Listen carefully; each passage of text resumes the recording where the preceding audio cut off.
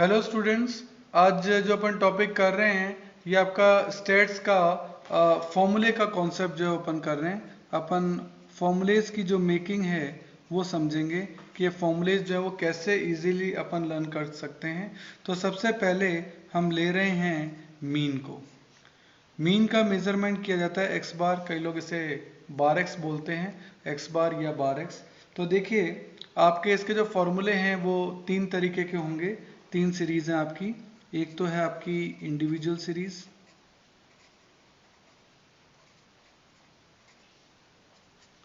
एक है आपकी डिस्क्रीट सीरीज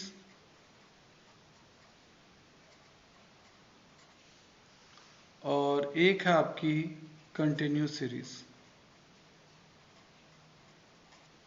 क्योंकि सीरीज से ही फॉर्मूले जो है वो डिसाइड होते हैं। अब इस सीरीज के अंदर फॉर्मूले कैसे चलेंगे आगे उसे अपन देखते हैं। इसमें भी दो कंडीशन हो सकती है,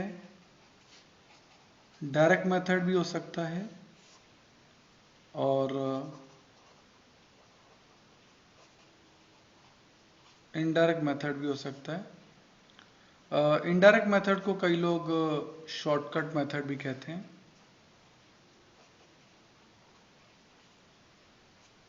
सही है। तो तीन सीरीज हैं, इंडिविजुअल, डिस्क्रीट, कंटिन्यूस और direct method, indirect method. Indirect method को कई लोग शॉर्टकट मेथड भी कहते हैं। अब हम इसकी टेबल जो है वो बना के देखते हैं जिससे ये फॉर्मूले आपको इजीली आपको याद हो जाए। सही है। तो सबसे पहले याद करना है अपन को डायरेक्ट मेथड। डायरेक्ट मेथड में मीन का अपन मीन का फॉर्मूला देख रहे हैं, दिस इज मीन। मीन का फॉर्मूला देख रहे हैं, इसका फॉर्मूला होता है sigma X upon N. Sigma का मतलब टोटल, एक्स का मतलब वैल्यूज, एन का मतलब number of items. Discrete series में क्योंकि फ्रीक्वेंसीज भी होती है इसलिए इसका फॉर्मूला हो जाता है sigma F X upon N. यानी यहाँ केवल सिग्मा एक्स था, यहाँ सिग्मा एफ एक्स हो गया। और कंटिन्यूस सीरीज में भी सेम यही फॉर्मूला कंटिन्यू रहेगा, यानी sigma F X upon N. तो ये आपके कौन से फॉर्मूले हैं, ये हैं डायरेक्ट मेथड के। इनडायरेक्ट मेथड में देखें तो इनडायरेक्ट मेथड में आप वैल्यूज को शॉर्ट करने के लिए, छोटा करने के लिए एज्यूम्ड मीन का यूज करते हो, इसलिए इसका फॉर्मूला होगा मीन का ए यानी assume mean plus sigma D upon N. कई लोग डी एक्स भी लिखते हैं क्योंकि एक्स से निकला इसलिए डी एक्स। और क्योंकि इसमें फ्रीक्वेंसी नहीं होती है। और डिस्क्रीट सीरीज में एज्यूम मीन प्लस यहाँ सिग्मा डी था ना, यहाँ हो जाएगा sigma F D upon N.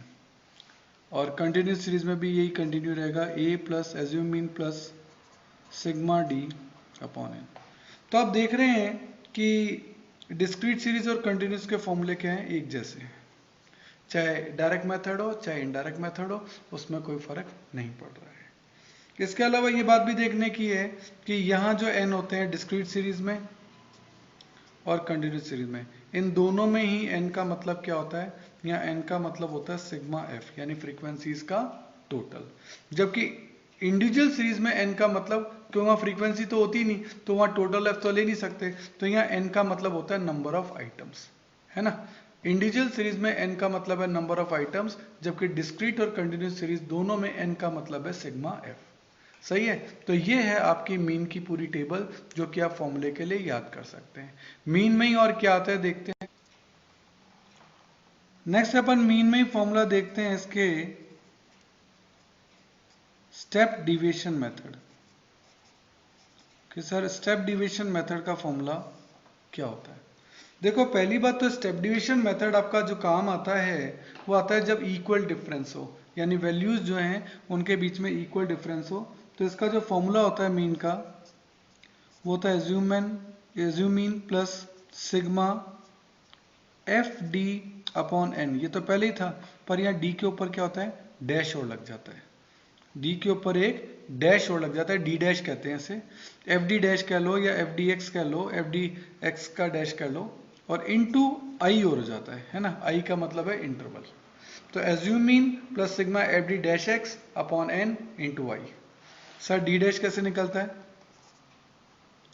देखो सबसे पहले तो अपन यहाँ देखें यहाँ डी कैसे निकलता है। ये जो डी निकाला है आपने, यहाँ भी, यहाँ भी, यहाँ भी, यहाँ आपका फॉर्मूला सिग्मा एफ डी है ना, क्योंकि दोनों के फॉर्मूले सेम नहीं होते हैं। यहाँ डी कैसे निकला है, तो डी निकलता है x माइनस ए से, यानी x में से एज्यूमिंग को लेस कर दो। डी डैश कैसे निकलेगा, डी तो वैसे निकलेगा x माइनस ए, अब क्योंकि ये डी डैश है तो इसके अपॉन में क्या आ जाता है, आई और आ जाता है, तो ये क्या बन जाता है, डी डैश। ये था डी, ये बन गया डी डैश। इसको अपॉन आई से डिवाइड नहीं किया है, इसको आई से डिवाइड किया है। तो ये है आपका स्टेप डिविजन मेथड। ये तभी यूज होता है जब वहां इक्वल क्लास इंटरवल्स होते हैं। क्लियर है, आगे चलें। नेक्स्ट हम लेते हैं weighted mean. Weighted mean, weighted mean का आपका मीन तो था ही, मीन के या नीचे एक छोटा सा W और लग जाएगा, दैट्स कॉल्ड वेटेड मीन। ये वेटेड मीन का साइन है। इसमें आपका फॉर्मूला होता है sigma x W upon sigma W. सही है, पहले केवल सिग्मा एक्स था, अब एक्स को डब्ल्यू से मल्टीप्लाई कर दिया तो सिग्मा एक्स डब्ल्यू हो गया। उसको डिवाइड बाय एन नहीं करना है, जैसे पहले क्या था कि एन नहीं करना है, इस बार सिग्मा डब्ल्यू करना है। ये आपका क्या आ गया, वेटेड मीन आ गया। तो मीन में नॉर्मल मीन हो गया आपका, इसके अलावा स्टेप डिविजन मेथड हो गया, वेटेड मीन हो गया, एक इसमें आपका कंबाइंड मीन भी आता है, उसको भी देख लें।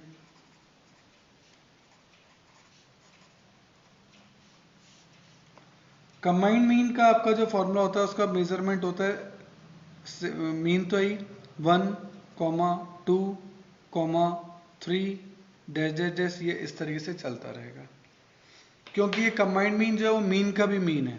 इसका फॉर्मूला होता है मीन 1 n1, दोनों 1 है, मीन 1 n1 प्लस, अब दोनों के 2 आएंगे, mean 2 n2 plus mean 3 n3 plus, इस तरह से चलता जाएगा। That whole divide by n1 then plus n2 plus n3, ये इसी तरह से चलता जाएगा n टाइम्स तक। ये आपका क्या हो गया, कंबाइंड मीन। मीन का भी मीन, एवरेज का भी एवरेज, वो आपका क्या कहलाता है, कंबाइंड मीन कहलाता है। और लास्ट इसमें आपका मीन में आपका काम आता है, वो आपका आता है comparative study.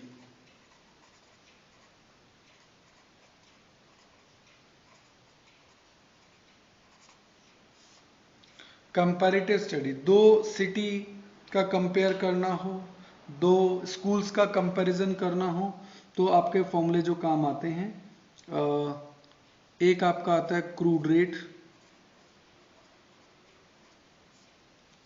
Sigma x1 w1 upon sigma w1। ये जैसे वेटेड मीन वाला ही है, बट क्योंकि यहाँ सिंगल था तो यहाँ दो चीजों के बीच में कंपेयर कर रहे हैं, इसलिए थोड़ा सा चेंज हो गया। और देन आता है आपका स्टैंडर्ड रेट, वहां x1 की जगह x2 हो जाएगा, यानी सिग्मा x2। बाकी w जो है वो 1 ही रहेंगे, क्योंकि बेस एक ही लेना पड़ेगा, into w1 upon sigma w1। सही है, केवल x1 की जगह क्या हो गया, x2 हो गया, और कुछ भी नहीं हुआ। ये कंपैरेटिव में काम आता है जब दो स्कूलों के बीच में या दो सिटीज के बीच में आप कोई कंपैरिजन कर रहे हैं उसके लिए। तो कुल मिलाकर मीन में ये बेसिक फॉर्मूले जो हैं वो आपके यूज आते हैं। आप इनको लिख के याद करें, उससे आपको ज्यादा अच्छे से याद रहेंगे। Okay, thank you.